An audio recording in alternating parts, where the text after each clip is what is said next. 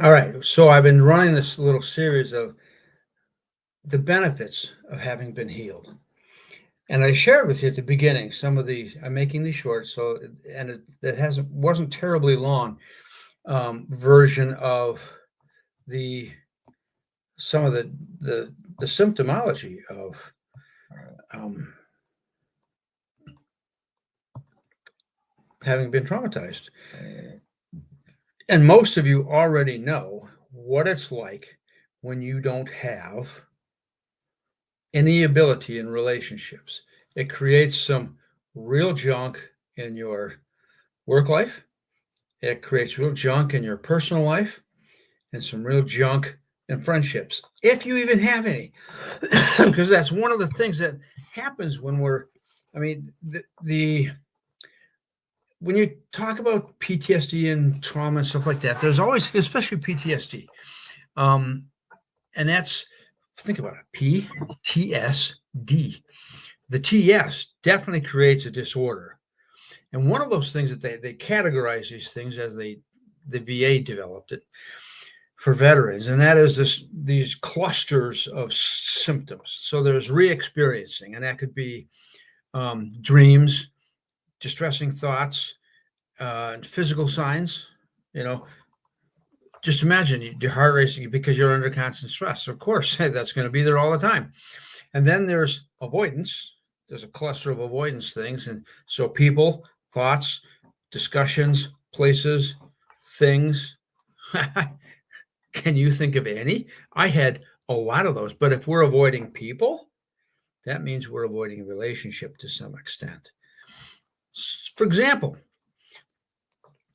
if in fact you have children and a wife like I did, and then you're doing community theater, wine club, uh, being a firefighter,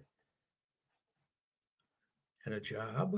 Whoa, okay then, and being a member of a church. Wow, talk about avoidance. Poster child. And then there's, the term arousal is really kind of weak to me. And I get it. It just means when your emotional energy is elevated from social engagement to fight, flight, and freeze. It gone. The whole point of freeze. And in a lizard, that means that their whole word I'm looking for here, not mitigation. Anyway, I'll think of it. The metabolism is the word, just is almost gone. There's a little video about a particular frog in the forest that almost can turn invisible and will completely shut down its metabolism so it can't be seen. Right? They call that arousal. And okay, so I call it hypervigilance. I call it trouble focusing. I call it risky behavior because we don't want to avoid, but we still want these needs filled. So what do we do? Yeah, risky behaviors. I'll let your imagination run wild, or maybe kind of wild. All right. And then passive aggressive, because I'm not getting these needs met, but I'm irritable and I'm moody and I'm angry. And I might suppress that for a while. And then all of a sudden it bam comes all out in one shot. Is that any way to have a relationship? Absolutely not. And then we have these clusters of shame, which we try to have in a relationship. Oh, A, I'm not worthy of love. A, I don't know how to do any of this emotional stuff. B, I'm broken. I can't be fixed. I don't deserve it. I'm not worth it, so forth and so on. So negative self-thoughts. This is another cluster. The negative emotions that go with fight and flight that we're in all the time, that creates the skepticism and the cynicism that we live with, rather than the joy, the peace, the happiness, the love, all of those, those words are like the stars in the sky. Way the hell out there. Right? That's the way I lived. And then there's a withdrawing, because who wants to have if you got shame, You really want the focus on you? Not me. Now, there's a way to get around that, and that is be the center of attention, be the comedian, be the funny guy, be the funny woman, you know, which is all well and good in a group. But when it comes time for one on one, oh, things change.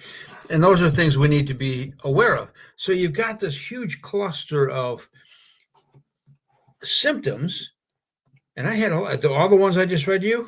Yeah, they were mine. They were mine. So it made relationships and social capabilities almost zilch. Now, I want to say something about social engagement because that's the name of the nervous system state. And, I don't think that the nervous system jumped up and told Stephen Porges, this is what you should call this. What it does mean, though, when we're in social engagement, it does not mean that we suddenly become extroverts. We were introverts, we become extroverts, because I think everybody will do both. And I know I do. One time I lived in a community and there was a woman there she calls herself an introvert. I don't know how true that is. She's one of those few, though, that can actively socially engage really, really effectively and productively, and I think beneficially for herself and for other people.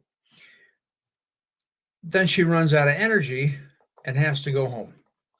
Well, guess what? I do the same thing.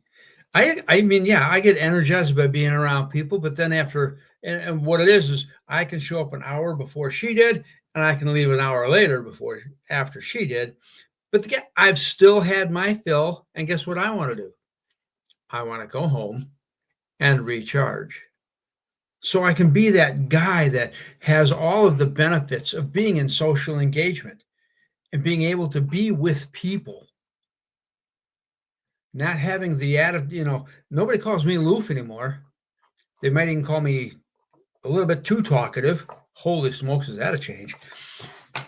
I'm working on that because I'm starting to learn how to ask questions. And I've got a book I want to read behind me, The More Beautiful Question. Yeah, I like that title. That's kind of why I bought it.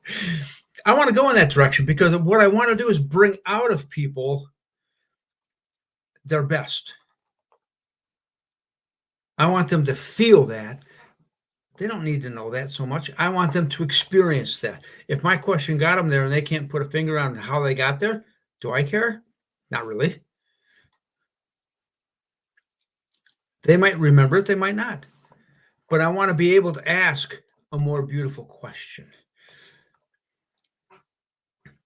And so that's what social engagement means is I can now have relationships, meaningful, fruitful rather than the word productive, even though that's maybe synonymous, and enriching relationships on the friendship level, on the romantic level, and at the colleague level. Instead of having that hypervigilance, avoiding that spotlight. If you ever saw the movie Lord of the Rings, where the eye sends out that spotlight and Frodo and Sam would hide from it and everybody else would. That was the thing. That's what it feels like to me when I was involved in all of my shame and everything else. I sure as heck didn't want that eye finding me, that I could be the eye of a colleague, a lover, or a friend, or somebody trying to be that. So rather than having to get in those situations and expose, oh yeah, I've been traumatized, I got this shit going on, rather than either starting with, oh, well, this is, because where do we start relationships? What do you do for a living? It's really not a good question. I've been starting lately because there have been times when I've been a retail grocery clerk. Not glamorous. I worked in an equestrian center not too long ago. Was that glamorous? No. What do? I clean horse shit out of stalls. But you know what I don't tell them? What the magic is of being out in the paddocks with the horses doing their thing, and I get to see the Olympic mountains in the background. feeling the cool crisp of the day. I get to be with the horses. I get to lead them into their paddock, so I get to experience all their personalities. I get to be all around all 20 acres of woods and paddocks and this and that and the other thing, all the buildings. I got just enough people that I can engage with throughout the day so we can laugh, we can chuckle, we can say, we got a problem, I got to fix that. I got it. It was great. It was great. Relationships then have this aspect where people can trust, people can grow in all kinds of different ways. But this is one of the things where what really changed, and this happened in 2019, was, and I just got finished doing another video for the course on relationships, because it was April that year, in fact, tax day, and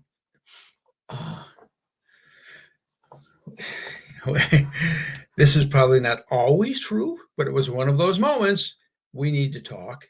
And the hammer came down, a very final hammer. And that led to about 8 months of grieving.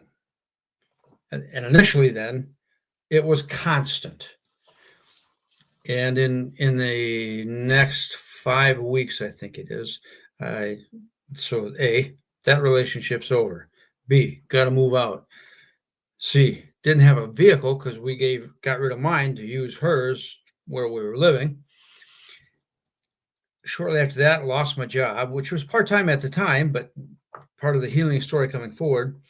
I was also teaching a Krav Maga class, and I was getting pretty good. And about then, he should have been paying me, but that's when he decided that class wasn't getting anywhere. Never mind that he never advertised it or anything else. Okay, so I lost all that. And then a friend died, a high school friend, and then my stepmom. And that's how I entered the first time I ever lived by myself. No, the second time. The first time, though, I was pretty much drunk and I lost that place. The change is radical, but I had this experience. Boom, all the stuff is gone. Opened up my heart. The grieving process was ginormous at the moment. And so I went through this process. I've only got 2 minutes left. But what I want to say is, as I was in that position, I really looked at relationship, what it takes, what it requires. And yeah, I was lacking. So I took the time to assimilate.